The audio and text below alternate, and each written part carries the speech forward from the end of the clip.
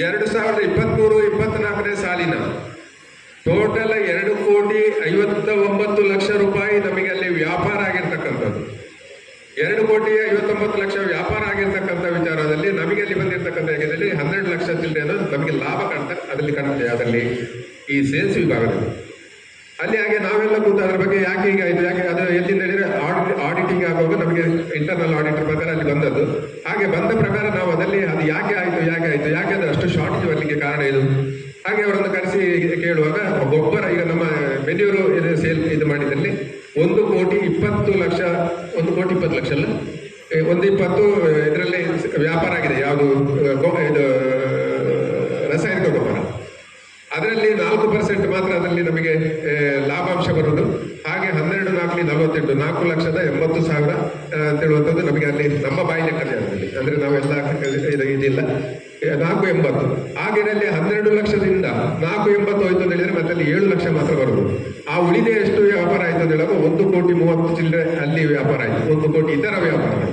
ಅದರಲ್ಲಿ ನಮಗೆ ಎಷ್ಟು ಪರ್ಸೆಂಟ್ ಒಳಗೆ ಎವರೇಜ್ 8% ಇರ್ಬೋದು, 10% ಇರ್ಬೋದು, 100% ಇರ್ಬೋದು. ಲಾಭದ ಎವರೇಜ್ ನೋಡಿದರೆ ನನ್ನ ಬಾಯಿ ಲೆಕ್ಕ ಹೇಳ್ತಾ ಇದ್ದಾರೆ. ಈಗ 10% ಬಂದರೂ ಕೂಡ 1,30,00,000ಕ್ಕೆ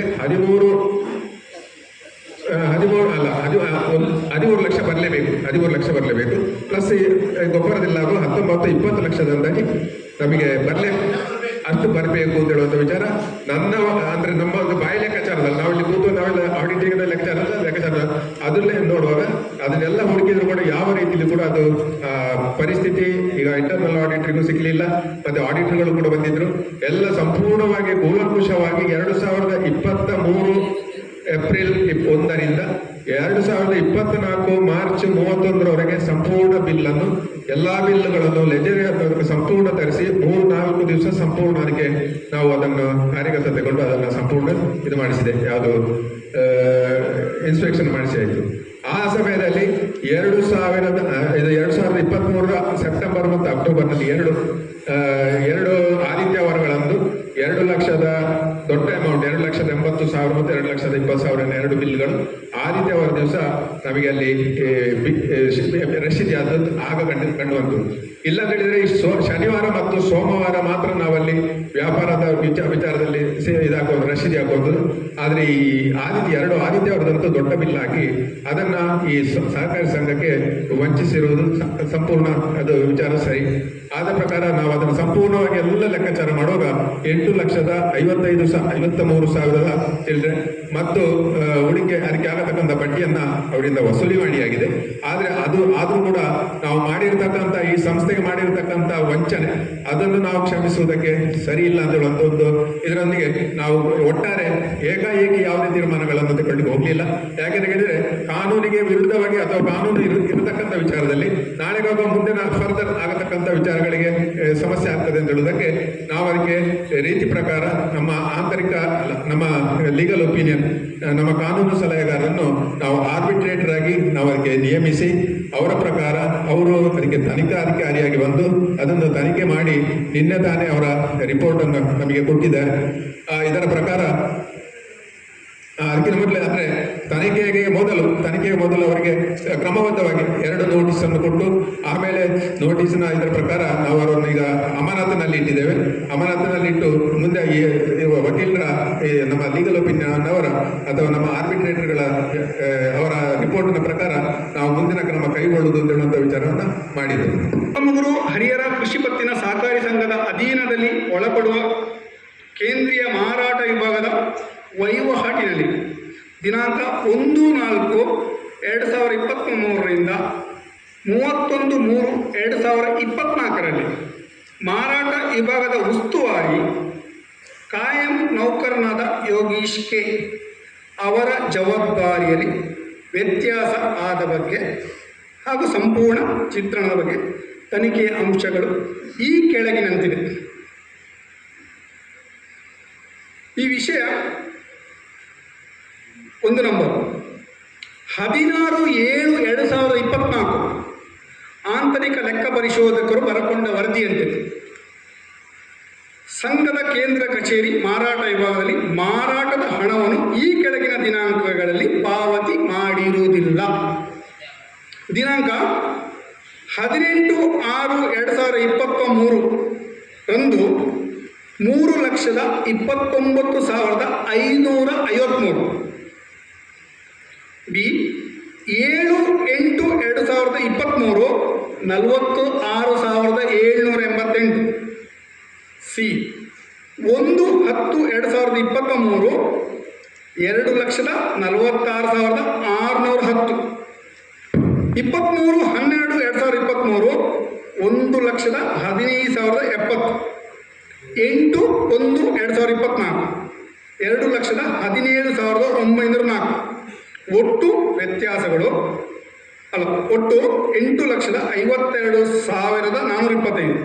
ವ್ಯತ್ಯಾಸ ಸೇರಿ 8,55,437. ಈ ಮೇಲೆ ಹೇಳಿದ ವಿಷಯ ಆಂತರಿಕ ಲೆಕ್ಕ ಪರಿಶೋಧಕರ ವರದಿಯ ಆಧಾರಿತ ಮತ್ತು ಪೂರಕ ದಾಖಲೆ ಹಾಗೂ ರಶೀದಿಯನ್ನು ಒಳಗೊಂಡಂತೆ 26/7/2024 ಕಾರ್ಯನಿರ್ವಹಣಾಧಿಕಾರಿಯಿಂದ ನೌಕರ ಯೋಗೀಶರವರ ಹಣ ದುರುಪಯೋಗದ ಶಿಷ್ಟೀಕರಣ ಕೇಳಿಕೆ ಬಗ್ಗೆ. ಅದಕ್ಕೆ 7/8/2024 ನೌಕರ ಯೋಗೀಶ್ ಕೇರವರಿಂದ ಹಣ ದುರುಪಯೋಗದ ಬಗ್ಗೆ ಸ್ಪಷ್ಟೀಕರಣ ಉತ್ತರದ ಪ್ರತಿ. 8/8/2024 ಆಡಳಿತ ಮಂಡಳಿಯ ಸಭೆಯಲ್ಲಿ ನಿರ್ಣಯ ನಂಬರ್ 186/8/2024 ರಂತೆ ಪ್ರಕರಣ ತನಿಖಾಧಿಕಾರಿಗಳ ನೇಮಕ. ತದನಂತರ 28/8/2024 ತನಿಖಾಧಿಕಾರಿಯಿಂದ ಕಾಯಂ ನೌಕರ ಯೋಗೀಶ್ ಕೆ ಕಾರ್ಯನಿರ್ವಹಣಾಧಿಕಾರಿಗಳು ಅಧ್ಯಕ್ಷರು ತನಿಖೆಗೆ ದಿನಾಂಕ 3/9/2024 ರಂದು ಹಾಜರಾತಿಯಾಗಲು ನೋಟಿಸ್. ಅದರಂತೆ 3/9/2024 ತನಿಖೆ ಕಾರ್ಯ ಹಾಗೂ ಮುಂದುವರಿಕೆ. ಅದರಂತೆ ತನಿಖೆ ಮುಂದುವರಿಕೆ 6/9/2024 ತನಿಖೆ ಮುಂದುವರಿಕೆ. ಅದೇ ದಿನ 6/9/2024 ಸಾಕ್ಷಿಗಳ ವಿಚಾರಣೆ ಹಾಗೂ ದಾಖಲಾತಿಗಳನ್ನು ಪಡೆಯುವಿಕೆ ಮತ್ತು ಆಂತರಿಕ ಲೆಕ್ಕ ಪರಿಶೋಧಕರು, ಕಾರ್ಯನಿರ್ವಹಣಾಧಿಕಾರಿಗಳು, ಅಧ್ಯಕ್ಷರು ಹಾಗೂ ಆಡಳಿತ ಮಂಡಳಿಯ ನಿರ್ದೇಶಕರ ಒಳಗೊಂಡಂತೆ ತನಿಖೆ ಮುಂದುವರಿಕೆ ಹಾಗೂ ಆ ದಿನದಂದು ತನಿಖೆಯನ್ನು ಅಂತಿಮಗೊಳಿಸಲಾಯಿತು. ಆ ಪ್ರಕಾರ ಈ ತನಿಖೆಯಲ್ಲಿ ಗಮನಿಸಿದ ಅಂಶಗಳು: 1. ಈ ಮೇಲೆ ಹೇಳಿದ ವಿಷಯದ ವ್ಯವಹಾರ ವಹಿವಾಟು ಸಂಪೂರ್ಣವಾಗಿ ಆರ್ಥಿಕ ವರ್ಷ 2023-2024 ಅಂದರೆ 1/4/2023 31/3/2024 ನಡೆದದ್ದು ಎಂದು ತಿಳಿಯಲಾಯಿತು. ಬಿ. ಈ ವಿಷಯ ಆಂತರಿಕ ಲೆಕ್ಕ ಪರಿಶೋಧಕರು ಬರಕೊಂಡು ಸಲ್ಲಿಸಿದ ವರದಿ ಪ್ರಕಾರ ದಿನಾಂಕ 16/7/2024 ಅಂದರೆ 1/4/2023 31/3/2024 ಕಳೆದು ಹೋದ ವಾರ್ಷಿಕ ವರ್ಷ 5 ತಿಂಗಳು ಕಳೆದು ಸರಿಸುಮಾರು 16 ತಿಂಗಳು ಅಂದರೆ 12 + 4 ತಿಂಗಳು ಹೆಚ್ಚಿನ ಅವಧಿ ತೆಗೆದುಕೊಂಡು ಕಳೆದು ಹೋದ ಆರ್ಥಿಕ ವರ್ಷ 2020-24 ವ್ಯತ್ಯಾಸವನ್ನು ಅನಂತರ ಅಂದರೆ 2024-25 ವಾರ್ಷಿಕ ವಹಿವಾಟಿನ 5ನೇ ತಿಂಗಳು ನಂತರ ಆಡಳಿತ ಮಂಡಳಿಗೆ ಕೊಟ್ಟಿರುವುದು ಅವರ ಆ ವರದಿಯ ಆಧಾರದ ಮೂಲಕ ಕಾಣಸಿಗ್ತದೆ. ಸಿ. ಈ ಮೇಲೆ ಹೇಳಿದ ಹಣದ ವಿಷಯ ಗಮನಕ್ಕೆ ಬಂದಿದ್ದು ತಕ್ಷಣ ಕಾರ್ಯನಿರ್ವಹಣಾಧಿಕಾರಿ ಕಾರಣ ಕೇಳಿ ಸ್ಪಷ್ಟೀಕರಣ ನೋಟಿಸನ್ನು ಸಂಘದ ಕಾಯಂ ನೌಕರ ಯೋಗೀಶ್ ಕೆ ಅವರಿಗೆ ಜಾರಿ ಮಾಡಿರುತ್ತಾರೆ. ಆ ಪ್ರಕಾರ ವಾರ್ಷಿಕ 12 ತಿಂಗಳು ಕಳೆದು ಹೊಸ ಆರ್ಥಿಕ ಸಮಯ 5 ತಿಂಗಳು ಕಳೆದು ಆಂತರಿಕ ಲೆಕ್ಕಾಧಿಕಾರಿಗಳು ನಂತರ ತನ್ನ ಕರ್ತವ್ಯದಲ್ಲಿ ಲೆಕ್ಕಾಚಾರ ಏರ್ಪೇರಾಗಿರುವುದೆಂದು ತಿಳಿದು ಬಂದಿರುತ್ತದೆ. ಬಿ. ಈ ಕಳೆದ 1/4/2023 33/2024 ಆರ್ಥಿಕ ವಹಿವಾಟಿನ ಮಾರಾಟ ವಿಭಾಗದಲ್ಲಿ ನಮ್ಮ ಸಹಕಾರಿ ಸಂಘದ ಆಂತರಿಕ ಲೆಕ್ಕಾಚಾರದಲ್ಲಿ ವ್ಯತ್ಯಾಸ ರೂಪಾಯಿ 8,53,437 ಮಾತ್ರ ಎಂದು ಆಂತರಿಕ ವರದಿಯನ್ನು ಕೊಟ್ಟ ಆಧಾರದಲ್ಲಿ ಹಾಗೂ ಕೆಲವು ಬಿಲ್ಲುಗಳು ರಜಾಧೀನವಾದ ಆದಿತ್ಯ ಅವರ ಕಂಡು ಬಂದಿರುತ್ತದೆ.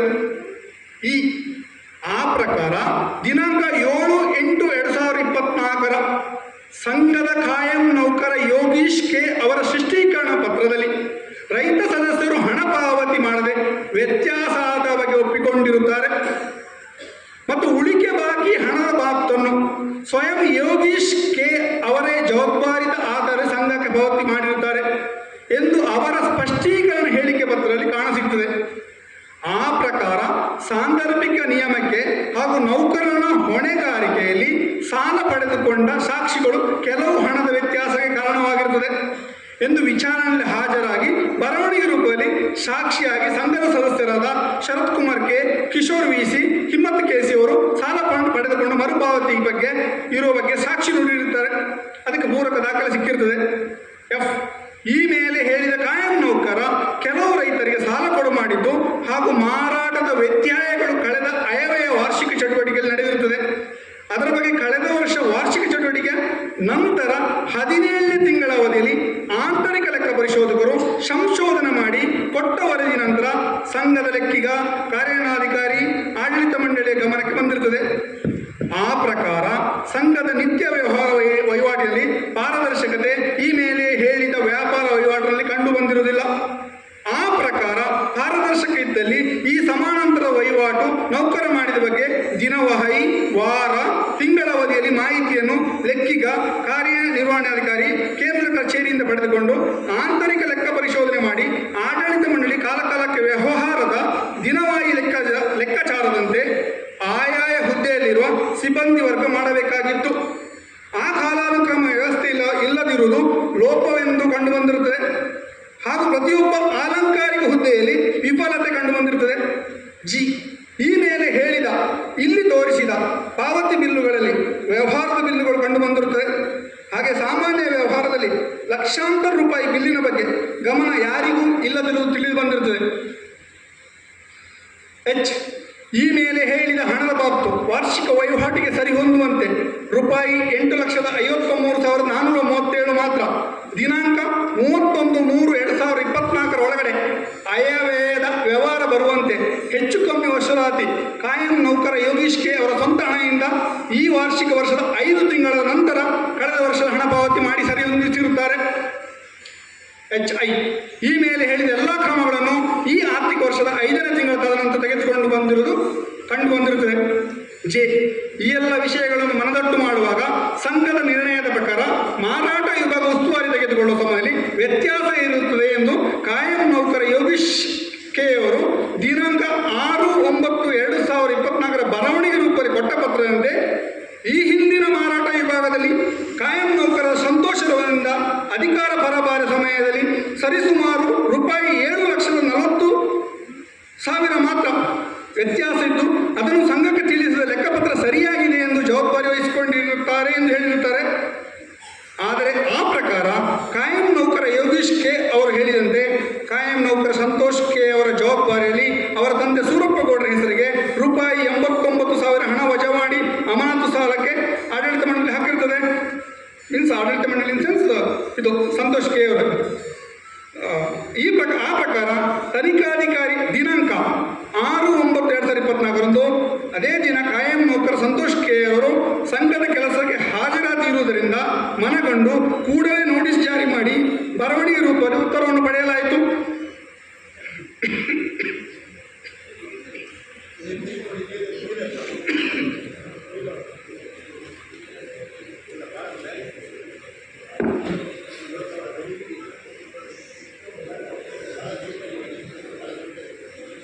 ಹಾಜರಾತಿ ಇರುವುದರಿಂದ ಮನಗಂಡು ಕೂಡಲೇ ನೋಟಿಸ್ ಜಾರಿ ಮಾಡಿ ಬರವಣಿಗೆ ರೂಪದಲ್ಲಿ ಉತ್ತರವನ್ನು ಪಡೆಯಲಾಯಿತು ಹಾಗೂ ಅವರ ಸ್ಪಷ್ಟೀಕರಣದಲ್ಲಿ ಅಲ್ಪ ವ್ಯತ್ಯಾಸ ಬಂದಿದ್ದು ಮರುಪಾವತಿ ಮಾಡಿದ್ದು ಸ್ವತಃ ಸಂತೋಷ್ ಕೆ ಅವರ ಸ್ಪಷ್ಟೀಕರಣ ಪತ್ರದಲ್ಲಿ ಕಾಣಸಿಗುತ್ತದೆ.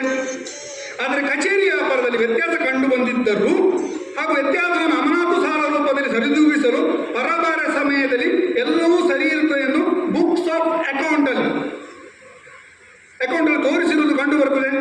ಆದ್ದರಿಂದ ಈ ವಿಷಯದ ಜವಾಬ್ದಾರಿಕೆಯನ್ನು ಆಯಾ ಸ್ಥಾನದ ಜವಾಬ್ದಾರರು ಸಂಪೂರ್ಣ ಜವಾಬ್ದಾರರಾಗಿರ್ತಾರೆ. ಈ ಮೇಲೆ ಹೇಳಿದ ಅಮಾನತು ಸಾಲ ಎಂದು ಯಾವುದೇ ದಾಖಲೆಗಳ ಪುರಾವೆ ಇಲ್ಲದೆ ಕೊಡಮಾಡುವುದು ತಪ್ಪು ಎಂದು ದಕ್ಷಿಣ ಕನ್ನಡ ಜಿಲ್ಲೆ ಸಹಕಾರಿ ಸಂಘದ ಸೂಪರ್ವೈಸರ್ ಪರೀಕ್ಷಾರ್ಥ ಪುಸ್ತಕದಲ್ಲಿ ಸಹಜವಾಗಿ ನಮೂದು ಮಾಡಿರುತ್ತಾರೆ. ಆದರೆ ಅಮಾನತು ಸಾಲ ನೀಡುವುದು ಸಹಕಾರಿ ಸಂಘದ ನಿಯಮದ ವಿರುದ್ಧವಾಗಿರುತ್ತದೆ. ಆ ಪ್ರಕಾರ ಅಮಾನತು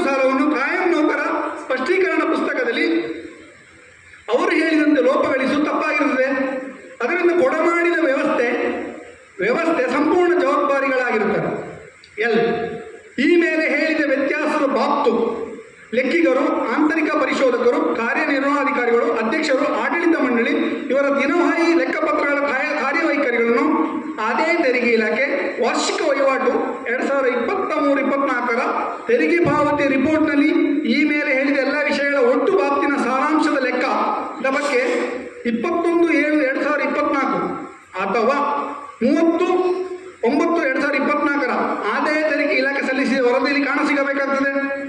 ಅದಕ್ಕೆ ಸಂಬಂಧಪಟ್ಟ ಚಾರ್ಟೆಡ್ ಅಕೌಂಟ್ಗಳು ಮುಖ್ಯಸ್ಥರು ಹೊಣೆಗಾರರಾಗಿರುತ್ತಾರೆ. ಈ ಪ್ರಕರಣದ ಲೆಕ್ಕಾಚಾರದ ವ್ಯತ್ಯಾಸಗಳು ಈ ವರ್ಷದ ಜುಲೈ 2024 ಎಲ್ಲರಿಗೂ ತಿಳಿದು ಬಂದಿರುತ್ತದೆ. ಅದರ ಜವಾಬ್ದಾರನಾದ ಯೋಗೀಶ್ ಕೆ ಅವರು ಈ ಮೊತ್ತದ ಮೊತ್ತವನ್ನು ಅವರಿಂದ ಅದನ್ನು ವಜಾಗೊಳಿಸಲಾಗಿದೆ. ಆ ನಂತರ ನೋಟಿಸು ಮಂಡನೆ, ನಿರ್ಣಯ, ತನಿಖಾಧಿಕಾರಿ ನೇಮಕ ಪ್ರಕ್ರಿಯೆ ಕಂಡು ಬಂದಿರುತ್ತದೆ. ಆ ಪ್ರಕಾರ ಸದ್ರಿ ನೌಕರ ನಿರ್ಣಯ ಸಂಖ್ಯೆ 11/4/27/9/2009 ಸಂಘಕ್ಕೆ ಸೇರಿದ್ದು, ತದನಂತರ ಆಡಳಿತ ಮಂಡಳಿಯ ಸಭೆಯ ಪ್ರಕಾರ 194/22/10/2009 ಜವಾನ್ನಾಗಿ ಸೇರಿದ್ದು, ತದನಂತರ ದಿನಾಂಕ 10/1/2014 ಕ್ರಮ ಸಂಖ್ಯೆ 214 ಪ್ರಕಾರ ಕರ್ತವ್ಯಚ್ಯುತಿ ಎಸಗದಂತೆ ಎಚ್ಚರಿಕೆ ನೋಟಿಸ್ ನೀಡಲಾಗಿತ್ತು. ಹಾಗೂ ಆಗಸ್ಟ್ 2022 ಜವಾನ ಹುದ್ದೆಯಿಂದ ಕಾಯಂ ಗುಮಾಸ್ತನಾಗಿ ಮಾಡಲಾಯಿತು. ಆ ಪ್ರಕಾರ ಕಾಯಂ ನೌಕರ ಸಂತೋಷ್ ಕೆ ಅವರಿಂದ ಕೇಂದ್ರೀಯ ಮಾರಾಟ ವಿಭಾಗವನ್ನು ನೋಡಿಕೊಳ್ಳಲು ಆಡಳಿತ ಮಂಡಳಿಯ ನಿರ್ಣಯದ ಪ್ರಕಾರ ಕಾಯಂ ನೌಕರ ಯೋಗೀಶ್ ಕೆ ಅವರಿಗೆ ನೀಡಲಾಯಿತು. ಹಾಗೂ ಭದ್ರತಾ ಕರಾರು ಒಪ್ಪಂದ ಕೂಡ ಮಾಡಿಸಲಾಯಿತು. ಆ ಪ್ರಕಾರ ಅವರಿಬ್ಬರ ಬರವಣಿಗೆ ಹೇಳಿಕೆಯಂತೆ ಸಹಕಾರಿ ಸಂಘದಲ್ಲಿ ವ್ಯವಹಾರ ಸರಿ ಇದೆ ಎಂದು ತೋರಿಸಿ ವ್ಯತ್ಯಾಸವನ್ನು ಬದಲಾವಣೆ ಸಮಯದಲ್ಲಿ ಅವರಿಬ್ಬರ ಹೇಳಿಕೆಯಲ್ಲಿ ಕಾಣಸಿಗ್ತದೆ. ಇದರ ಬಗ್ಗೆ ಯಾವುದೇ ತನಿಖೆ ಕ್ರಮ ಆಡಳಿತ ಮಂಡಳಿ, ಕಾರ್ಯನಿರ್ವಹಣಾಧಿಕಾರಿ, ಆಂತರಿಕ ಲೆಕ್ಕ ಪರಿಶೋಧಕ ವತಿಯಿಂದ ಕಾಣಸಿಗುವುದಿಲ್ಲ. ಈ ವ್ಯವಸ್ಥೆ ಸಹಕಾರಿ ಸಂಘಗಳ ನಿಯಮದ ಪ್ರಕಾರ ನಡೆಯುವುದರಿಂದ ಈ ಮೇಲೆ ಹೇಳಿದ ವಿಷಯದ ಬಗ್ಗೆ ಜವಾಬ್ದಾರಿ ಸ್ಥಾನಗಳು ನೇರ ಹೊಣೆಗಾರರಾಗಿರುತ್ತಾರೆ. ಹಾಗೆ ವಾರ್ಷಿಕ ವಹಿವಾಟು ವರ್ಷದ ಬಾಕಿ ಇರುವಿಕೆ ಬಗ್ಗೆ ಹಾಗೂ ರೈತ ಸದಸ್ಯರು ಸಾಲದ ರೂಪದಲ್ಲಿ ವಸ್ತುಗಳನ್ನು ಪಡೆದುಕೊಂಡು ಮರುಪಾವತಿ ಮಾಡದಿರುವುದು ಬರವಣಿಗೆ ಸಾಕ್ಷಿ ರೂಪದಲ್ಲಿ ಅವರಾಗಿ ಹೇಳಿಕೆ ನೀಡಿರುತ್ತಾರೆ. ಇದು ಸಂಘದ ನಿಯಮದ ವಿರುದ್ಧ ಆಗಿರುತ್ತದೆ. ಆದರೆ ಕೆಲವು ಸಂದರ್ಭದಲ್ಲಿ ಶೀಘ್ರ ಸಾಲ ಕೂಡ ಮಾಡಲು ಬೇರೆ ರೀತಿಯ ವ್ಯವಸ್ಥೆ ಪ್ರಕಾರ ನೈಜ ಹಣದ ಅವಶ್ಯಕತೆ ವಸ್ತು ರೂಪದ ಕೊಡುಕೊಳ್ಳುವಿಕೆ ಅವಶ್ಯಕತೆಗೆ ಸಂಘದ ಉಪನಿಬಂಧನೆ ಪ್ರಕಾರ ಸಾಲವನ್ನು ನೀಡಬಹುದು.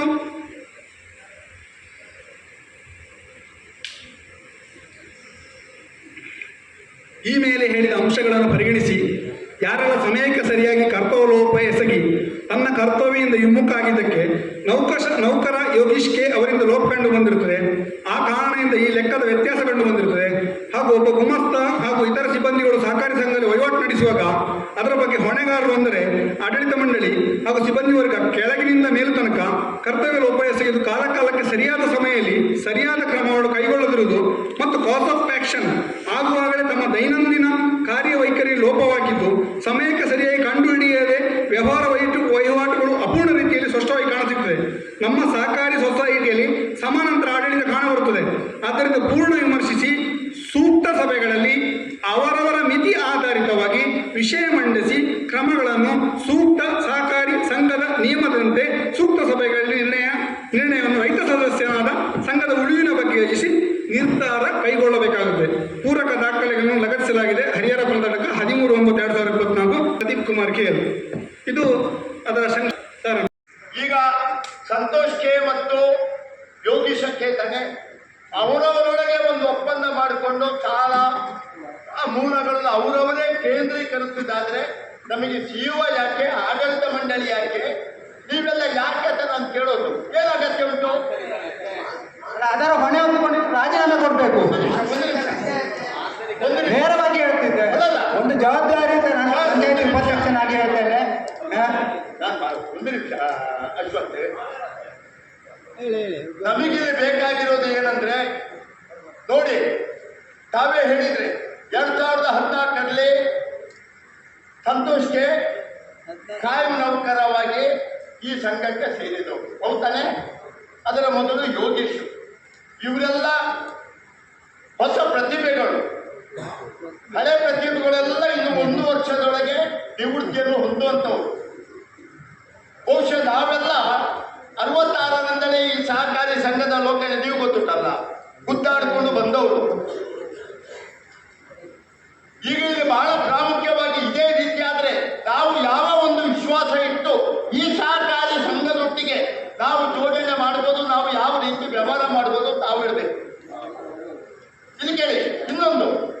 ಕಳೆದ ಸತತವಾಗಿ ಇದು ಬಹುಶಃ 3ನೇ ಟರ್ಮ್ ಅಲ್ಲ ನಿಮ್ಮ ಅವಧಿಗಳು.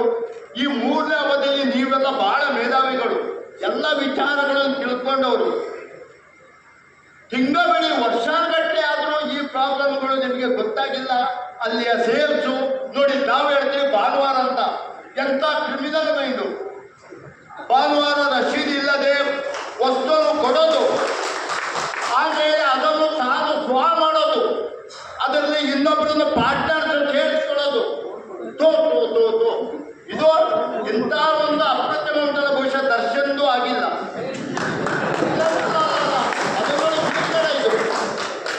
ಇದು ಬರೀ ಗದಾಧರ ಮಲ್ಲಾರ ಮಾತ್ರ ಅಲ್ಲ, ಯಾರೂ ಸಹಿಸಿಕೊಳ್ಳದಂತ ನಮ್ಮ ಈ ಸಹಕಾರಿ ಸಂಘದ ಮುಂದಿನ ಭವಿಷ್ಯತ್ತಿಗಾಗಿ ಯಾರೂ ಸಹಿಸಿಕೊಳ್ಳದಂತ ವಿಚಾರ ಇದು. ಇದರಲ್ಲಿ ನನ್ನ ಒಂದು ಅಭಿಪ್ರಾಯ ಹಾಗಲ್ಲ. ಇನ್ನು ಮುಂದೆಗೆ ಪೂಜಾರಿಗಳು ಕೊಟ್ಟ ಸಾಲದಾಗೆ ಆಗ್ಬಾರ್ದು, ತಪ್ಪಂತರ ಸಾಲ ಕಟ್ಟಕ್ಕೆ ಕೊಡುವುದೇ ಆಗ್ಬಾರ್ದು.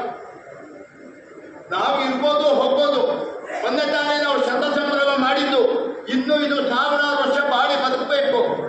ಇದಕ್ಕೆ ಒಂದು ಇದೇ ಮಹಾಸಭೆಯಲ್ಲಿ ನಾವು ಒಂದು ಅಂತಿಮ ನಿರ್ಣಯ ಮಾಡಲೇಬೇಕು. ಈಗ ಅವರು 2 ವ್ಯಕ್ತಿಗಳು ಇದನ್ನು ಒಪ್ಪಿಕೊಂಡು ಅವರು ಈಗ ತಾವು ಏನು ಕಾನೂನು ಕ್ರಮ ತಗೊಂಡಿದ್ರೆ ಜೋಡು ಮಾಡಿಕೊಂಡು ಬನ್ನಿ, ಅದರ ಒಂದು ಸೈಡಿಗೆ ಹಾಕಿ ಒಂದಂಗೆ ಅದನ್ನು ಹಾಕುವ ಮೊದಲು ಅದೇ ರೀತಿ.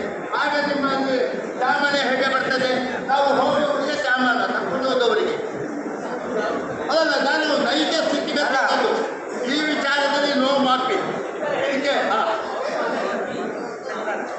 ಸಮಸ್ಯೆ ಆಗದಂಗೆ ನೋಡ್ಕೊಳ್ಬೇಕು. ಮತ್ತೆ ನಾನು ಪಂಚಾಯಿತಿಯ ಉಪಾಧ್ಯಕ್ಷನಾಗಿ ನಿಮಗೆ ಆಗ್ರಹ ಮಾಡ್ತೇನೆ, ನೀವೆಲ್ಲ ರಾಜೀನಾಮೆ ಕೊಡಬೇಕು ಅಂತ. ಹೇಳಿದ್ರೆ ಸಂತೋಷ ಅಲ್ಲ, ಅದರ ಬಗ್ಗೆ 2 ಮಾತಿಲ್ಲ. ನಾವು ಮಾತಾಡಬೇಕು. ಈಗ ನಾವು ಅದಕ್ಕೆ ಒಂದು ಸೂಕ್ತವಾದ ಒಂದು ವೇದಿಕೆ ಹೇಳಿದ್ರೆ ಅದು ದೊಡ್ಡ ಸಂಗತಿ ಅಲ್ಲ. ನಾವು ಅದಕ್ಕೆ ಏನು ನಾವು ಪಟ್ಟಭದ್ರ ಹಿತಾಸಕ್ತಿಗಳು ಅಲ್ಲ. ಯಾವ 4 ಗ್ರಾಮದ ಸದಸ್ಯರುಗಳು ನಮ್ಮನ್ನು ಯಾವಾಗ ಚುನಾಯಿತ ಮಾಡಿದ್ದಾರೋ ಅಲ್ಲಿಂದ ಮೇಲೆ ನಾವಿದ್ದೇವೆ. ಆದ್ರೆ ಇದು ಆಗಿರತಕ್ಕಂಥ ಕಪ್ಪು ಚುಕ್ಕೆ ಅಂತ ಹೇಳುವುದು ಸ್ಪಷ್ಟ. ಇಲ್ಲಿ ಕೇಳಿ ಸರ್, ಮಾತಾಡೋದು ಕೇಳಿ. ನಾವು ಮಾತಾಡ್ಲಿಕ್ಕೆ ಬಿಡದೆ ನೀವೇ ಮಾತಾಡಿದ್ರೆ ಯಾಕೆ ಅರ್ಥ ಇಲ್ಲ.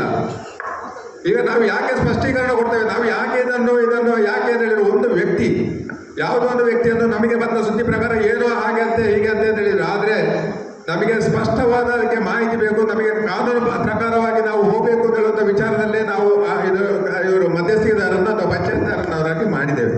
ಇಲ್ಲ ಅಂತ ಹೇಳಿದರೆ ನೇರವಾಗಿ ನಾವು ನಿರ್ಧಾರ ತಗೊಳ್ಬೋದಿತ್ತು, ಪ್ರಕಟ ಮಾಡ್ಬೋದಿತ್ತು. ಆಗ ಆ ದಿವಸವಿತ್ತು. ಆದರೆ ಅದು ಹೇಗೆ ಹೇಳಿದರೆ ಕಾನೂನು ಪ್ರಕಾರ ಹೋಗಬೇಕು, ಅಥವಾ ಆಗಿರ್ತಕ್ಕಂಥ ವಿಚಾರ ನಮಗೆ ಎಲ್ಲದಕ್ಕೂ ಮನದಟ್ಟು ಆಗಬೇಕು ಅಂತ ಹೇಳಿದ್ರೆ ಅಡಗಿಸುವಂಥ ಪ್ರಶ್ನೆ ಇದ್ದರೆ ನಾವು ಅದನ್ನು ಒಳಗೆ ಅಡಗಿಸಿಟ್ಟು ಬೇರೆ ವ್ಯವಸ್ಥೆ ಮಾಡಬೇಕಿತ್ತು. ಆಗ ತಾವು ರಾಜೀನಾಮೆ ಹೇಳಿದ್ದರಲ್ಲಿ ನಾನು ಒಪ್ತಿದ್ದೆ, ಅದಕ್ಕೆ ಸರಿ. ಹೇಗೆ ಹೇಳಿದರೆ ಇದು ಹಾಗಲ್ಲ, ಪ್ರತಿಯೊಂದನ್ನು ಪ್ರಚುರಪಡಿಸುವುದು ನಮ್ಮ ಕರ್ತವ್ಯ. ಆಗಿರತಕ್ಕಂಥ ಪ್ರಮಾದಗಳು ಆ ವ್ಯಕ್ತಿ ಮಾಡಿರತಕ್ಕಂಥದ್ದು 100% ಶುದ್ಧ ತಪ್ಪು ಅಂತ ಹೇಳುವಂಥ ವಿಚಾರ ಕಂಡು ಬಂದದಂತೂ ಸತ್ಯ. ಅದಕ್ಕೆ ಆಗತಕ್ಕಂಥ ಕಾರ್ಯಕ್ರಮಗಳಲ್ಲಿ ನಾವೀಗಾಗಲೇ ಅವನನ್ನು ಈಗ ಅಮಾನತಿನಲ್ಲಿ ಇಟ್ಟಿದ್ದೇವೆ. ಅದು ಯಾಕೆಂತ ಹೇಳಿದರೆ ಅದನ್ನು ಈಗ ನಮ್ಮದೇ ಲೀಗಲ್ ಒಪಿನಿಯನ್ ನಮಗೆ ಅಥವಾ ನಮ್ಮ ಇವರು ಆರ್ಬಿಟ್ರೇಟರ್ ನಮಗೆ ಮುಂದಿನ ಕ್ರಮಕ್ಕೆ ಅಂತೇಳಿ ಅದರಲ್ಲಿ ಬರೆದು ಕೊಟ್ಟಿದ್ದಾರೆ. ಮುಂದಿನ ಕ್ರಮಗಳನ್ನು ನಾವೇ ಇದು ಮಾಡ್ತೇವೆ. ಅಥವಾ ಮಾಡ್ತಕ್ಕಂಥದ್ದು ಇನ್ನು ಮುಂದೆಗೆ ಯಾವುದೇ ಒಂದು ಸಿಬ್ಬಂದಿಗಳಾಗಲಿ, ಇನ್ನು ನಮ್ಮ ಈ ಒಂದು ಆಡಳಿತ ಮಂಡಳಿ ಹೋಗಿ ಹೊಸ ಆಡಳಿತ ಮಂಡಳಿ ಬಂದರೂ ಕೂಡ ಮುಂದಿನ ಬರತಕ್ಕಂಥ ಹೊಸ ಸಿಬ್ಬಂದಿಗಳಿಗೆ ಇದೊಂದು ಪಾಠವಾಗಿ ಆಗಬೇಕು ಅಂತ ಹೇಳುವಂಥ ವಿಚಾರ ಈಗೂ ಆಗ್ತದೆ. ಅಥವಾ ಈಗೂ ಆಡಳಿತ ಮಂಡಳಿಯ ಅಥವಾ ಇನ್ನು ಈ ಊರಿನ ಎಲ್ಲ ಸಮಸ್ತರು ಸೇರಿದರೆ ಈ ಥರದ ಒಂದು ಶಿಕ್ಷೆ ಕೊಡ್ಲಿಕ್ಕೆ ಆಗ್ತದೆ ಅಂತ ಹೇಳುವಂಥದ್ದನ್ನ ನಿರ್ಧಾರ ಮಾಡುವಂಥದ್ದು ಸೂಕ್ತ ಅಂತ ಹೇಳುವಂಥ ವಿಚಾರವನ್ನು ನಾನಿವತ್ತು ಹೇಳ್ತಾ ಇದ್ದೇನೆ. ಈಗ ಇಂಥ ಸಮಸ್ಯೆ ಅಡಿಯಲ್ಲಿ ಅದನ್ನು ತನಿಖೆಗೆ ಹಾಕಿ ಸಮಗ್ರವಾಗಿ ಅದು ಆಫೀಸಿನಲ್ಲಿ ಎಲ್ಲ ಸಂಪೂರ್ಣ 64 ಎಂಕ್ವೈರಿಗೆ ಹೋಗುವಂಥದ್ದು, ಹಾಗೆ ಹೋಗುವಂಥದ್ದು. ಸಂಪೂರ್ಣ ಎಲ್ಲ ಸಹಕಾರಿ ಸಂಘದ ಸಂಪೂರ್ಣ ವ್ಯವಹಾರಗಳು ಅಲ್ಲೋಲಗಲ್ಲ ಆಗಿದ್ರೆ ಮಾತ್ರ 64 ಎಂಕ್ವೈರಿಗೆ. ಇದು ಕೇವಲ ನಮ್ಮ ಈ ಒಂದು ಇದರಲ್ಲಿ ಸೇಲ್ಸ್ ವಿಭಾಗದಲ್ಲಿ ಆಗಿರ್ತಕ್ಕಂಥದ್ದು.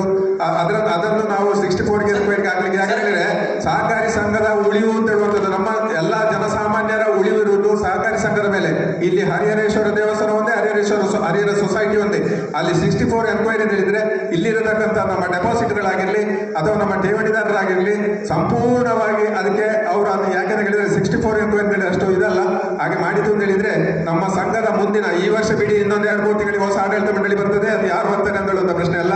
ಮುಂದಿನ ದಿನಗಳಲ್ಲಿ ಈ ಸಂಘದ ಎಲ್ಲ ವ್ಯವಹಾರಗಳಿಗೆ, ಈ ಸಂಘದ ರೈತರಿಗೆ ಎಲ್ಲ ರೀತಿಯಲ್ಲಿ ಅದು ಸಮಸ್ಯೆ ಆಗ್ತದೆ ಅಂತ ಹೇಳುವಂಥ ಒಂದು ವಿಚಾರ. ಆದ ಕಾರಣದಲ್ಲಿ ತಾವು 64 ಎನ್ಕ್ವೈರಿ ಹೇಳುವಂಥದ್ದಲ್ಲ, ಈಗಾಗಲೇ ಆಗಿರ್ತಕ್ಕಂಥ ಇದು 64 ಎನ್ಕ್ವೈರಿ ಅಲ್ಲಿ ಆಫೀಸಲ್ಲಿ ಆಗಿರ್ತಕ್ಕಂಥ ಏನಾದ್ರು ತಪ್ಪುಗಳು ಅಥವಾ ಅಲ್ಲಿ ಏನಾದರೂ ಹೆಚ್ಚು ಕಡಿಮೆಗಳು ಆಗಿರ್ತಿದ್ರೆ ಅದು ಸರಿ, ನಾವು ಹೇಳೋದಕ್ಕೆ ನಾವು ಹೋಗ್ತೇವೆ. ಆದರೆ ಕೇವಲ ಇದು ಈ ಒಂದು ಸೇಲ್ಸ್ ವಿಭಾಗದಲ್ಲಿ ಆಗಿರತಕ್ಕಂಥ ವಿಚಾರ, ಅದರಲ್ಲಿ ಕೂಡ ಆಗತಕ್ಕಂಥದ್ದಲ್ಲಿ ನಾವೇನು ಮುಚ್ಚುವರೆ ಮಾಡಲಿಲ್ಲ, ಅದನ್ನು ಹೆಚ್ಚಿನಂಶ ಆಗತಕ್ಕಂಥ ಎಲ್ಲ ವಿಚಾರಗಳನ್ನು ನಾವು ಸ್ಟೆಪ್ ಬೈ ಸ್ಟೆಪ್ ಹೋಗಿದ್ದೇವೆ. ಅದರ ಮೇಲೆ ನಾವೀಗ ಅದನ್ನು ಇವತ್ತು ಮಹಾಸಭೆಗೆ ಇಡುವಂಥದ್ದು. ಇಲ್ಲ ಅಂತ ಹೇಳಿದ್ರೆ ನಾವು ಅದನ್ನು ಮುಚ್ಚುಮರೆ ಮಾಡ್ಬೋದಿತ್ತು, ಅವ್ರ ಕೈಯಿಂದ 8.5 ಲಕ್ಷ ಬಂದಿದೆ, ನಾವು ಅಲ್ಲಿಗೆ ಮುಗಿಸ್ಬೋದಿತ್ತು. ಆದರೆ ಅದು ಸರಿಯಲ್ಲ. ನಾವು ಆಗಿರ್ತಕ್ಕಂಥ ತಪ್ಪು ನಾಳೆ ಇನ್ನು ಮುಂದೆ ವಾಪಸ್ಸು ಅದು ಪುನರಪಿ ಆಗಬಾರ್ದು ಅಂತ ಹೇಳುವಂಥ ಒಂದು ನಿರ್ಧಾರದೊಂದಿಗೆ ನಾವಿವತ್ತು ಈ ಒಂದು ವ್ಯವಸ್ಥೆಯನ್ನು ಮಾಡಿದ್ದೇವೆ. ಅಲ್ಲ ಆರ್ಬಿಟ್ರೇಟರ್ ಇವರೇ ಆ ಥರ ವಕೀಲರೇ ಆ ಥರ ಒಂದು ವ್ಯವಸ್ಥೆಯನ್ನು ಮಾಡುವುದು ಕಾನೂನುಬದ್ಧವಾಗಿ ಸರಿ ಅಂತ ಹೇಳುವಂಥ ವಿಚಾರ ನಾವು ಮಾಡಿದ್ದೇವೆ, ಅದನ್ನು ಮಾಡಿದ್ದೇವೆ ಅಷ್ಟೇ. ಈಗ ಸೇಲ್ಸ್ ವಿಭಾಗ ನಿಮ್ಮ ಅಧಿಕಾರಿಗಳಿದ್ದಾರೆ ನೋಡಿ, ಆಂತರಿಕ ಅವರು ಏನ್ ಮಾಡಿದ್ರು ಲೆಕ್ಕ ಈಗ ಅಲ್ಲ ಸಾಲಿನಲ್ಲಿ ಬೇರೆ ಬೇರೆ ಅವಧಿಯಲ್ಲಿ ಅವರು ಸೇಲ್ಸ್ ಮಾಡಿದ್ದಾರೆ. ಸೇಲ್ಸ್ ಮಾಡಿದ್ದನ್ನು ಇಲ್ಲಿ ಆಫೀಸಿಗೆ ಕೊಡಲಿಲ್ಲ, ಅದು ಕೆಲವು ರಜಾ ದಿನಗಳಲ್ಲಿ ಉಂಟು. ನಾವು ಅವರು ಸೇಲ್ಸ್ ಅಲ್ಲಿ ಬರೆದು ಕೊಡ್ತಾರೆ, ಆ ಬರೆದು ಕೊಟ್ಟ ಸೇಲ್ಸ್ ಲೆಜರ್ ಮತ್ತು ಇಲ್ಲಿಯ ಅವರು ರಿಸೀಟ್ ಹಾಕಿದ್ದು ಎಲ್ಲ ಕರೆಕ್ಟ್ ಇತ್ತು, ಯಾವುದೇ ವ್ಯತ್ಯಾಸ ನಮಗೆ ಕಾಣಲಿಲ್ಲ. ಆದರೆ ಇಲ್ಲಿ ಲಾಭಾಂಶದಲ್ಲಿ ಕಡಿಮೆ ಬಂದ ಕಾರಣ ನಾನು ಅದನ್ನು ಕೂಲಂಕುಷವಾಗಿ ಪರಿಶೀಲನೆ ಮಾಡುವಾಗ ಒಂದೊಂದು ತಾರೀಕಿನಲ್ಲಿ ಬೇರೆ ಬೇರೆ ವ್ಯತ್ಯಾಸ ಬಂದಿದೆ, ಅದನ್ನು ನಾವು ಬರೆದು ಕೊಟ್ಟಿದ್ದೇವೆ. ನಮಗೆ ಆ ಟೈಮಲ್ಲಿ ನೋಡಲಿಕ್ಕೆ ಆಗೋದಿಲ್ಲ, ಅದು ಸರಿಯಾದ ವ್ಯವಸ್ಥೆ ಇಲ್ಲ ಅಲ್ಲಿ. ಇದು ಕಂಪ್ಯೂಟರ್ ಉಂಟು, ಕಂಪ್ಯೂಟರ್ ಒಂದಿರುವುದು, ಅದಕ್ಕೂ ಆಫೀಸಿಗೂ ಲಿಂಕ್ ಇಲ್ಲ. ಅಲ್ಲಿ ಅವರು ಏನು ಮಾಡಿದರೂ ಅವರೇ ಇದು. ಇಲ್ಲಿ ಒಂದು ಸೇಲ್ಸ್ ಮಾಡ್ತಾರೆ, ಅವರೇ ಪರ್ಚೇಸ್ ಮಾಡ್ತಾರೆ, ಅವರೇ ರೇಟ್ ಹಾಕ್ತಾರೆ, ಅವರೇ ಅದನ್ನು ಮಾರಾಟ ಮಾಡ್ತಾರೆ, ಸ್ಟಾಕ್ ಕೂಡ ಅವರೇ ತೋರಿಸ್ತಾರೆ. ಅದಕ್ಕೆ ಸರಿಯಾದ ವ್ಯವಸ್ಥೆ ಇಲ್ಲ. ನಾನು ಎಷ್ಟೋ ಮೀಟಿಂಗಲ್ಲಿ ಬರೆದು ಕೊಟ್ಟಿದ್ದಾರೆ. ಇವರು ಯಾವುದಂದರೆ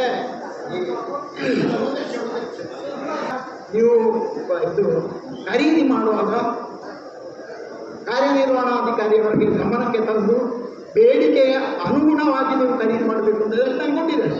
ಆ ವಿಷಯವನ್ನು ಯಾವುದೂ ಇದು ಮಾಡಲಿಲ್ಲ. ಆದ ಕಾರಣ ಇಷ್ಟೊಂದು ದೊಡ್ಡ ವ್ಯತ್ಯಾಸಗಳು ಕೊಡಲಿಕ್ಕೆ ಸಾಧ್ಯ ಆಯಿತು. ಅದರಲ್ಲಿ ನಮ್ಮದು ಅಂದರೆ ಆ ಟೈಮಿಗೆ ಸರಿಯಾಗಿ ನಮಗೆ ನೋಡಲಿಕ್ಕೆ ಆಗಲಿಲ್ಲ, ಅದನ್ನು ನಾವು ಒಪ್ಪಿಕೊಳ್ತೇವೆ. ನಮ್ಮ ಕರ್ತವ್ಯದಲ್ಲಿ ಚ್ಯುತಿ ಬಂದಿತ್ತು, ಅದನ್ನು ನಾವು ಕಂಡುಹಿಡಿದ್ವಿ, ತುಂಬ ಲೇಟ್ ಆಗಿದೆ, ಅದನ್ನು ನಾವು ಒಪ್ಪಿಕೊಳ್ತೇವೆ. ಅದಕ್ಕೆ ಎಲ್ಲರೂ ಬಾಧ್ಯಸ್ಥರು. ನೀವು ಹಿರಿಯರು, ನಿಮಗೆ ನಿಮ್ಮ ಅಪಮಾನ ಮಾಡೋದಲ್ಲ, ಆದರೆ ನೀವು 17 ತಿಂಗಳ ಇಷ್ಟು ವರ್ಷ ಕೊಡಲಿಲ್ಲ, ಹಾಗಾದ್ರೆ ನೀವೇ ಒಪ್ಪಿಕೊಳ್ಬೇಕಾಗ್ತದೆ. ಈಗ ನಾನು ಇವತ್ತಲ್ಲ, ಸಾಮಾನ್ಯ 50 ವರ್ಷಗಳಿಂದ ನನ್ನ ಇದೆಲ್ಲ 50 ವರ್ಷ ಇದ್ದರು. ನಮ್ಮ ಸರ್ವಿಸಿನಲ್ಲಿ ಒಂದು ಕಪ್ಪು ಚುಕ್ಕಿ ಬರಲಿಲ್ಲ. ಅದು ನಾವು ನಮಗೆ ಸರಿಯಾಗಿ ನೋಡುವ ವ್ಯವಸ್ಥೆ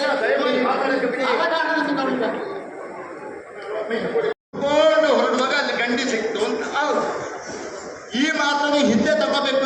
ಹಾಗಾದ್ರೆ ಲಾಭ ಬರಲಿಲ್ಲ, ಅಲ್ಲಿ ಮಾಡ್ಕೊಂಡು ಹೋಗೋದು. ಹಾಗೆ ಆಗ್ಲಿಕ್ಕೆ ಆಗುದಿಲ್ಲ. ನಾನು ಕೇಳೋದು ಯಾಕೆ ಆಗೋದಿಲ್ಲ? ಹಾಗಾದ್ರೆ ಎಷ್ಟು ಸಮಯ ಆದರೂ ಅದರ ಹೊಣೆ ಯಾರು? ಸ್ವಾಮಿ, ಮತ್ತೆ ಬಂದ ಕಾರಣ ನಾವು ಅಲ್ಲಿ ಲಾಭ ಸೋರಿಕೆ ಆಗಿ ಹೋಗಲಿ, ಹಳ್ಳದಲ್ಲಿ ಕೊಚ್ಚಿಕೊಂಡು. ಈಗ ಬೇಡ, 2022 ಆಗಸ್ಟ್ 1ಕ್ಕೆ ಫ್ಲಡ್ ಬಂತು. ಒಂದು ಪಕ್ಷ ನಮ್ಮ ಗೋದಾಮು ಕೆಳಗಿತ್ತು, ಅದರ ಒಳಗೆ ನೀರು ನುಗ್ಗಿತ್ತು, ಗೊಬ್ಬರ ಕರಗಿತ್ತು. ನಮ್ಮ ತಲೆಗೆ ಹತ್ತಿದ್ರೆ ಇಲ್ವೋ? ಹಾಕ್ತಿದ್ರೆ ಇಲ್ಲ. ಪ್ರಶ್ನೆಗೆ ಉತ್ತರ ಕೊಡಿ, ಅಧ್ಯಕ್ಷರಿಗೆ ಕೊಡಿ, ಜೀವರು ಕೊಡಿ. ಮತ್ತೆ ನೀವು ಈಗ ಈ ಹಾರಿಕೆ ಉತ್ತರ ದಯಮಾಡಿ ಅಲ್ಲಲ್ಲ ನಿಮ್ಮ ಬಗ್ಗೆ ಅಲ್ಲ ನಾನು ಹೇಳೋದು. ನಾವು ಈ ಉತ್ತರಕ್ಕೆ ಒಪ್ಪೋದಿಲ್ಲ. ನಾವು ಅಲ್ಲಿ ವೇದಿಕೆಯಲ್ಲಿರುವಂತಹ ಆಡಳಿತ ಮಂಡಳಿ ಅವರನ್ನು ಕಳಿಸಿದ ಉದ್ದೇಶವೇ ಈ 4 ಗ್ರಾಮದ 3609 ಮೆಂಬರ್ಗಳ ಅವರನ್ನು ಸದಾ ಕಾಪಾಡಬೇಕು, ಅವರ ವ್ಯವಹಾರ ಅಪ್ಡೇಟ್ ನಡೀಬೇಕು ಅಂತ. ಇದು ಬರೀ ನೀವು 9 ಜನ ಬೇಕಾದಾಗೆ ಮಾಡಿಕೊಂಡ್ರೆ ನಾವೆಂತ ಕೇಳೋದಿಲ್ಲಿ. ಆ ಮಾತು ನಾವು ಒಪ್ಪಲ್ಲ. ಇದಕ್ಕೆ ನಾವು ಏನು ಇನ್ನು ಮಾರ್ಗೋಪಾಯ ಬೇಕು ಅದು ನಾವು ಕಂಡುಹಿಡ್ಕೊ. ಆಡಳಿತ ಮಂಡಳಿ ಪ್ರತಿ ದಿವಸ ಹೋಗಿ ಕಂಪ್ಯೂಟರ್ ನೋಡುವಷ್ಟು ನಮಗೆ ಕಂಪ್ಯೂಟರೈಸ್ಡ್ ಮೈಂಡ್ ನಮಗೆ ಅದಕ್ಕೆ ಸಾಕಾಗುವುದಿಲ್ಲ. ಅದು ನಮಗೆ ಆಡಳಿತ ಮಂಡಳಿ ಅಲ್ಲ, ಆಡಳಿತ ಮಂಡಳಿ ಅದಕ್ಕೆ ಅಲ್ಲ. ಅದಕ್ಕೆ ತಪ್ಪುದಾದಂಥ ನಮ್ಮ ಹತ್ರ ವ್ಯವಸ್ಥೆಗಳಿವೆ. ಆ ವ್ಯವಸ್ಥೆಗಳಿಗೆ ಈಗ ಹೇಗಾಗಿದೆ ಅಂದರೆ ಆವಾಗ ಅಲ್ಲಿ ಆಗಿರ್ತಕ್ಕಂಥ ಬಿಲ್ ದಿನಪ್ರತಿ ಅಲ್ಲಿ ಬರ್ತಿಲ್ಲ ಆಯಿತು. ಆದ ಆದರೆ ಈಗ ಎಂತ ಮಾಡಿದ್ದೇವೆ ಅಂತ ಹೇಳಿದ್ರೆ ಅಲ್ಲಿ ಇವತ್ತು ಡೈಲಿ ಹೇಗೆ ಅವರ ಸ್ಟೇಟ್ಮೆಂಟ್ ಬರ್ತಾರೆ ಆ ಸ್ಟೇಟ್ಮೆಂಟ್ ಇಮಿಡಿಯೇಟ್ ಸೊಸೈಟಿಗೆ ಬರುವಷ್ಟು ವ್ಯವಸ್ಥೆಗೆ ತಕ್ಕ ಹೈಕೋರ್ಟ್ ವ್ಯವಸ್ಥೆಗಳನ್ನು ಮಾಡಿದ್ದೇವೆ. ಇನ್ನಂಥ ಪರಿಸ್ಥಿತಿ ಆಗದಂಥ ಪರಿಸ್ಥಿತಿಯನ್ನು ಮಾಡಿದ್ದೇವೆ. ಮತ್ತೆ ನಾವು ಅಲ್ಲಿ ಆಗತಕ್ಕಂಥ ಎಲ್ಲ ವಿಚಾರಗಳನ್ನು ನಾವು ಮಾಡಬೇಕು. ಹೋಗಿ ಕಂಪ್ಯೂಟರಲ್ಲಿ ಕೂತ್ಕೊಂಡು ಸ್ಟಾಕ್ ಹೇಗೆ ಉಂಟು ಅಂತ ನೋಡುವಷ್ಟು ಇದು ನಮಗೆ ಸಾಧ್ಯವೂ ಅಲ್ಲ, ನಾವು ಮಾಡೋದು ಸರಿಯಲ್ಲ, ಅದು ಅಷ್ಟು ನಮಗೆ ಸೂಕ್ತವಲ್ಲ. ಆದ ಕಾರಣ ಅದಕ್ಕೆ ಬೇಕಾದಂಥ ವ್ಯವಸ್ಥೆ ಇದೆ. ಆ ವ್ಯವಸ್ಥೆ ಪೂರ್ವಕ ನಾವು ಹೋಗಿದ್ದೇವೆ. ಆಗಿರತಕ್ಕಂಥ ಮಾಡಿರತಕ್ಕಂಥ 100ಕ್ಕೆ 100 ಶಬ್ದ ತಪ್ಪು ಅಂತ ಹೇಳುವಂಥ ವಿಚಾರ ಸ್ಪಷ್ಟ. ಅದಕ್ಕೆ ಆಗತಕ್ಕಂಥ ಒಂದು ಇದು ಶಿಕ್ಷೆ ಆಗಲಿ ಅದನ್ನು ನಾವು ಖಂಡಿತವಾಗಿ ಮಾಡ್ತೇವೆ. ಮತ್ತೆ ಅದಕ್ಕೆ ಪೂರಕವಾಗಿ ಇರುವುದಕ್ಕೆ ಏನಾದರೂ ವ್ಯವಸ್ಥೆಗಳಿದ್ರು ಕೂಡ ಇನ್ನೂ ಕೂಡ ವಕೀಲರೇ ಇನ್ನು ಆಗತಕ್ಕಂಥ ಇನ್ನು ಮುಂದೆ ಒಂದಕ್ಕೆ ನಾವು ಈಗ ಹೇಳ್ತೇವೆ, ಇನ್ನು ಉಳಿದದಕ್ಕೆ ತಮ್ಮಿಂದ ಏನಾದರೂ ಸಲಹೆಗಳನ್ನು ಬೇಕು ತಿಳಿದರೆ ನಾವು ಕೊಡಬೇಕಾಗಿ ತಮ್ಮಲ್ಲಿ ನಾವು ವಿನಂತಿ ಮಾಡ್ತಾ ಇದ್ದೀವಿ.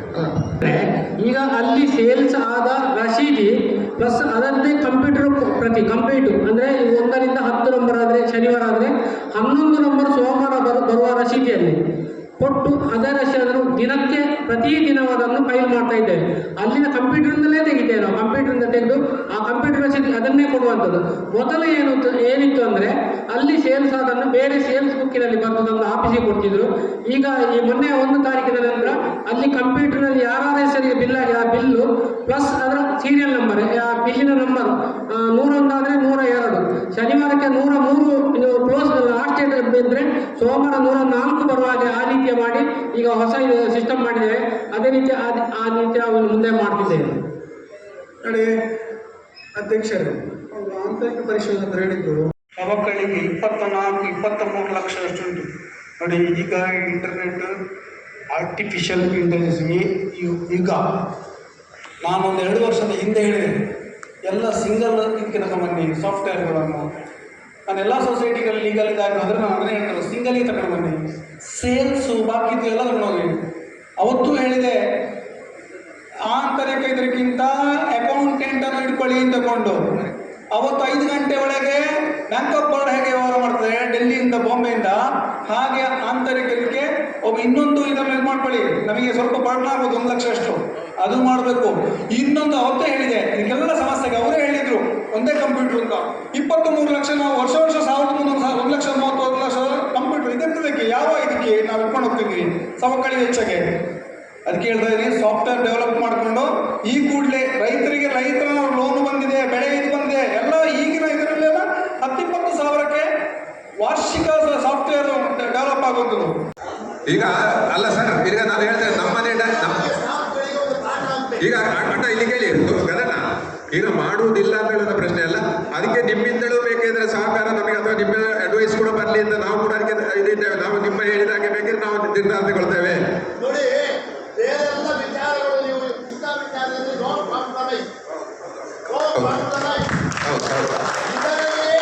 ಇಲ್ಲಿ ಕೇಳಿ ಒಂದು ಹೊರತ 2 ತುಂಡಾಗಬೇಕು.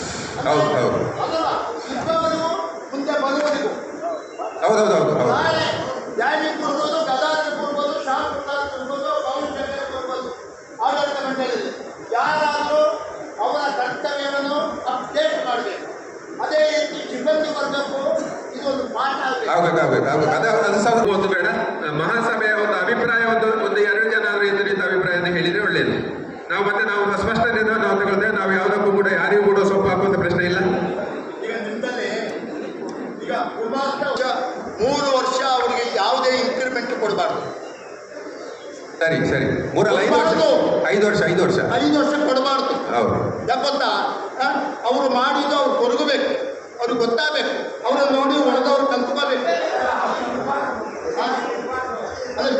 ಹೇಗೋ ಒಂದು ಪಕ್ಷ ಅಲ್ಲಲ್ಲ, ಅದು ಅಲ್ಲಲ್ಲ, ಇದನ್ನು ಪೂರ್ಣ ಪ್ರಮಾಣದ ತನಿಖೆ ಮಾಡೋದು ಇಷ್ಟು ರಗಳೆ ಪ್ರಶ್ನೆ ಮಾಡ್ಬೋದು. ಅಥಾರಿಟಿ ನೀವಲ್ಲ, ಅಪಾಯಿಂಟ್ಮೆಂಟ್ ಅಥಾರಿಟಿ ಆಡಳಿತ ಮಂಡಳಿ ಅಲ್ವಾ? ಕೋರ್ಟ್ ಯಾಕೆ ಅವರನ್ನು ತೆಗೆಯುವಂಥದ್ದು ಆ ಸಭೆಯಲ್ಲಿ ಇಡುವ. ಆದರೆ ಅಪಾಯಿಂಟ್ಮೆಂಟ್ ಅಥಾರಿಟಿ ಯಾರು ಅವರನ್ನೇ ಅವರು ವಜೆ ಮಾಡುವ ಹಕ್ಕಿರುವುದು ಅವರಿಗೆ.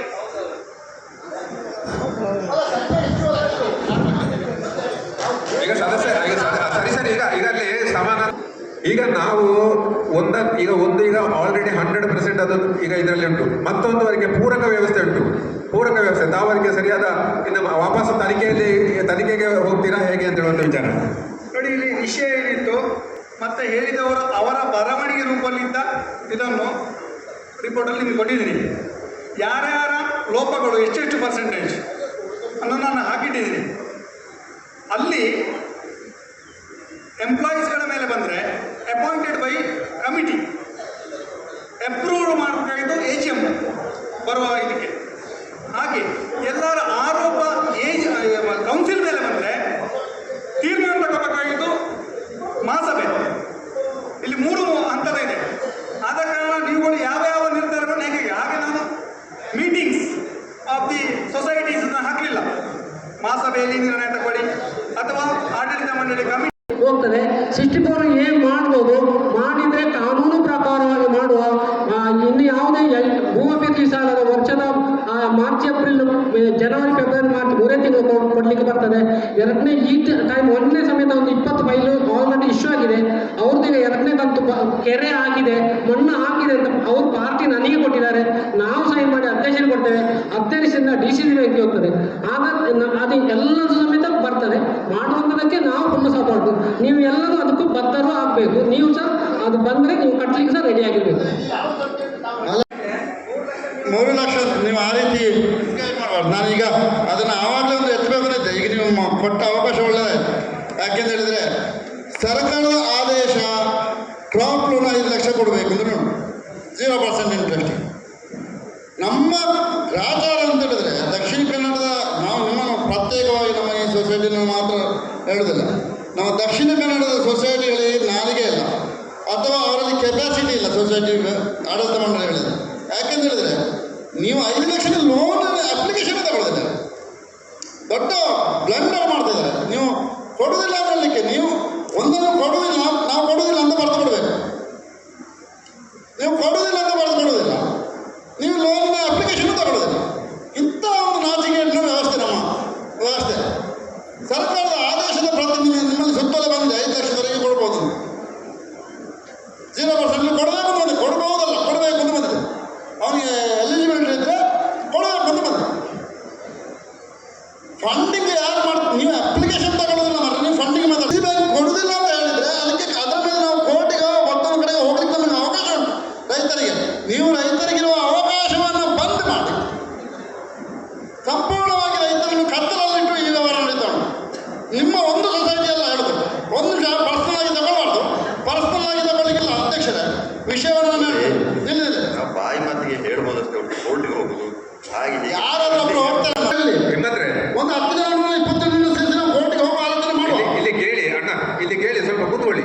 ಎಂತ ಗೊತ್ತುಂಟ, 5 ಲಕ್ಷ ರೂಪಾಯಿ ನಾವು ಕೊಡುವುದಕ್ಕೆ ಯಾಕಂತ ಹೇಳಿದ್ರೆ ಈಗಾಗಲೇ ನಮ್ಮದು ಕೂಡ ತಮಗೆ ಕೂಡ ಗೊತ್ತಿದೆ. 5 ಲಕ್ಷ ರೂಪಾಯಿಯನ್ನು ನಾವು ಆ ಸಮಯದಲ್ಲಿ ನಾವು ಎಕ್ಸ್ಟ್ರಾ 10.2 ಪಟ್ಟಿ ಕೊಟ್ಟು ತಗೊಳ್ಳೋದು ಅಂತ ನಾವು ತಗೊಂಡಿದ್ದೇವೆ. ಹೌದು, ಅದು ಏನು ಯಾವ ಇದರ ಪ್ರಕಾರ ಸರ್ಕಾರದ ಒಂದು ಯಾವ ಮತ್ತೆ ಜುಲೈ 1ಗೆ ಒಂದು ಇದು ಬಂತು, ಯಾವುದು DC ಬ್ಯಾಂಕಿಂದ ಇದು ಬಂತು. ಅಲ್ಲಿಂದ ಇಷ್ಟು ಈಗ ಕೆಲವರಿಗೆ ನಮ್ಮಂಥವರಿಗೆ ನಿಮ್ಮ ಹತ್ರ ಇಲ್ಲಿ ಕೇಳಿ, ಈಗ ಕೆಲವರಿಗೆ ಸಿಕ್ಕಿದೆ, ನಮ್ಮಂಥವರಿಗೆ ಇನ್ನು ವಾಪಸ್ ನೆಕ್ಸ್ಟ್ ಅದು ನಮ್ಮ ಅಕೌಂಟಿಗೆ ಬಂದಾಗುವಂಥ ಪರಿಸ್ಥಿತಿ ಅಂಥದ್ದು ಕೂಡ ಆಗಿದೆ. ಅದು ಪ್ರಶ್ನೆ, ಅದು ನೆಕ್ಸ್ಟ್ ಸಿಕ್ಕೋದು ಅಂತ ಹೇಳೋದು ಎಷ್ಟು ಉಳಿದ 2 ಲಕ್ಷದ್ದು ಅಂಥದ್ದು ಪರಿಸ್ಥಿತಿ. ಆದರೆ DCC ಬ್ಯಾಂಕಿನಲ್ಲಿ ಅವರು ಫಂಡ್ಸ್ ಅಲ್ಲಿಂದ ಇದನ್ನ ಅಪೆಕ್ಸಿಂದ ಅಥವಾ ನಬಾರ್ಡಿಂದ ಬರದ ವಿನ ನಾವು ಇಲ್ಲಿಂದ ನಮ್ಮ ಫಂಡ್ಸ್ ಅನ್ನು ಅವರು ಕೊಡುವುದಿಲ್ಲ ಅಂತ ಹೇಳುವಂತ ಅವರ ಮಾತು ಹೇಳ್ತಾ ಇದ್ದಾರೆ. ನಮ್ಮ ಇಲ್ಲಿನ ಫಂಡ್ಸ್ ಅನ್ನು ಕೊಟ್ಟರೆ ಸಾಧಾರಣ 500-600 ಎಷ್ಟೋ ಕೋಟಿ ಬೇಕಾಗ್ತದೆ. ಅಷ್ಟು ಕೋಟಿಯನ್ನು ನಾವು ಫಿಲ್ ಅಪ್ ಮಾಡಲಿಕ್ಕೆ ನಮ್ಮ ಫಂಡಿಂದ ಸಾಧ್ಯ ಇಲ್ಲ. ಅಪ್ಲಿಕೇಶನ್ ತಗೊಳ್ತೇವೆ, ಕಳಿಸುವ, ನಮಗೆ ಇದಿಲ್ಲ, ಕಳಿಸುವ, ನಾವು ಕಳಿಸೋದಕ್ಕೆ. ಆದರೆ ನಾವು ಯಾಕೆ ಹೇಳ್ತೇವೆ ಅಂತ ಹೇಳಿದ್ರೆ, ನಾಳೆ ನಾವು ಅಪ್ಲಿಕೇಶನ್ ಕೊಟ್ಟಿದ್ದೇವೆ, ನಮಗೆ ಅವರು ಕಟ್ ಮಾಡಿದ್ರು ಅಥವಾ ನಮ್ಮದು ಕಳಿಸಲಿಲ್ಲ ಅಥವಾ ಇಲ್ಲಿಗೆ ಮಾಡಿದ್ದು ಅಂತ ಹೇಳುವಂಥ ಪರಿಸ್ಥಿತಿ ಬರಬಾರ್ದು. ನಾವು ತಗೊಳ್ತೇವೆ, ಕಳಿಸುವಂಥ ಸೂಪರ್ವೈಸರ್ ಮೂಲಕ ನಾವು ಇದು ಮಾಡಿಸಿ ನಾವು ಕಳಿಸ್ತೇವೆ. ಆಗ ಅಲ್ಲಿ ಆಗತಕ್ಕಂಥ ಇದಕ್ಕೆ ಅಂದರೆ ಮತ್ತೆ ಬರ್ತದೆ. ಅದು ಯಾಕಂದರೆ ನನಗೆ ಕೊಡಲಿಲ್ಲ, ಅವರಿಗೆ ಕೊಟ್ಟಿದ್ದಾರೆ, ಅವರಿಗೆ ಬಂದಿದೆ ಅಂತೆ, ಅಲ್ಲಿ ಕೊಟ್ಟಿದ್ದಾರೆ ಅಂತ ಈ ಥರ ಪರಿಸ್ಥಿತಿ ಬರ್ತದೆ. ಅದಕ್ಕೆ ಬೇಕಾಗಿ ನಾವು ಅಪ್ಲಿಕೇಶನ್ ತಗೊಳ್ತೇವೆ. ಪ್ರಶ್ನೆ ಇಲ್ಲ, ಅದಕ್ಕೊಂದು ವ್ಯವಸ್ಥೆ ಇದೆ. ಹೇಗೆ ಹೇಳಿ, ಅವರ ಇಬ್ಬರ ಮೇಲೆ ನಿರ್ದಾಕ್ಷಿಣ್ಯವಾಗಿ ಹೌದು ನಾವು ಕ್ರಮ ತಗೋಬೇಕು. ಹೌದು, ಅದು ಯಾವ ರೀತಿಯಿಂದ ಎಲ್ಲ ಒಟ್ಟಾಗಿ ಮಾಡಿರತಕ್ಕಂಥ ಸ್ಪಷ್ಟವಾಗಿ ಕದಣ ಇಲ್ಲಿ ಕೇಳಿ. ಇನ್ನು ನಾವು ತುಂಬಾ ನೀವು ಸಹ ಮನೆ ಹತ್ಕೊಳ್ಬೇಕು. ಆಡಳಿತ ಖಂಡಿತವಾಗಿ ಹೇಳ್ತಿದ್ದೇನೆ ನಾನು. ನೀವು ಒಪ್ಪಿಕೊಳ್ಳಲೇಬೇಕು. ಯಾಕಂದ್ರೆ ನಿಮಗೆ ಗೊತ್ತಿಲ್ಲ ನಡೀಲಿಕ್ಕೆ ಸಾಧ್ಯವೇ ಇಲ್ಲ. ಅದೆಲ್ಲ ಬಿಡಿ, ಅದೆಲ್ಲ ರಾಜಕೀಯವಾಗಿ ತಾವು ಹೋಗಬೇಡಿ, ರಾಜಕೀಯವಾಗಿ ಹೋಗಬೇಡಿ, ತಾವು ರಾಜಕೀಯವಾಗಿ ತಾವು ತೆಗಿಬೇಡಿ ಸ್ವಾಮಿ. ಇದನ್ನ ಹಾಗಲ್ಲ, ನಾನು ಅದಕ್ಕೆ ಒಪ್ಪಿಗೆ ತಯಾರಿಲ್ಲ. ನೀವು ರಾಜಕೀಯ ಅರ್ಥ ಅರ್ಥ ಇಲ್ಲದೆ ಮಾತ್ರ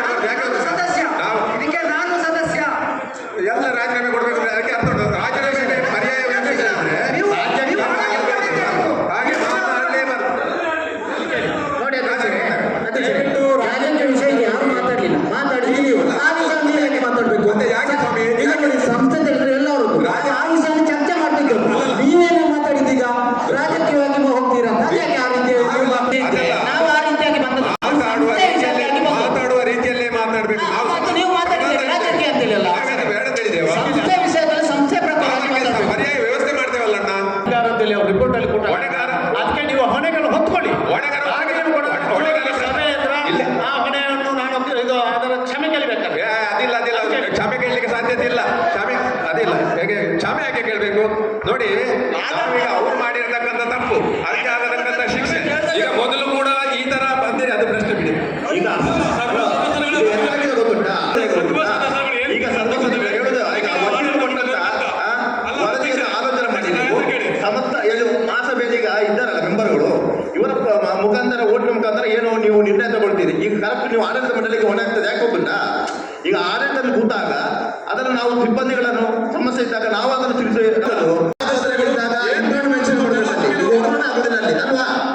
ಹೇಳಿದ್ದು ತಪ್ಪಾಯ್ತು ಸ್ವಾಮಿ, ಮುಗಿತಲ್ಲ. ಹೇಳಿದ್ದು ತಪ್ಪಾಯ್ತು. ಅದಲ್ಲ ನೀವು ತಪ್ಪು ನಿರ್ಬೇಕು. ನಾವು ಎರಡು ಪಂಚಾಯತಿನ ನಿರ್ಣಯ ತಗೊಂಡು ಮಾಡಿದ್ರೆ ನಾವು ಎರಡು ತಪ್ಪಾಯ್ತು, ರಾಜಕೀಯ ತಿಳಿದು ತಪ್ಪಾಯ್ತು, ಮುಗಿತಲ್ಲ ಅಲ್ಲಿಗೆ. ಆಗ ಈ ಅಮಾನತಲ್ಲಿ ಇದ್ದಂಥ ವ್ಯಕ್ತಿಗಳಿಗೆ ನೀವು ಯಾವ ರೀತಿ ಬೋನಸ್ ಕೊಡ್ತೀರಿ ಅಂತ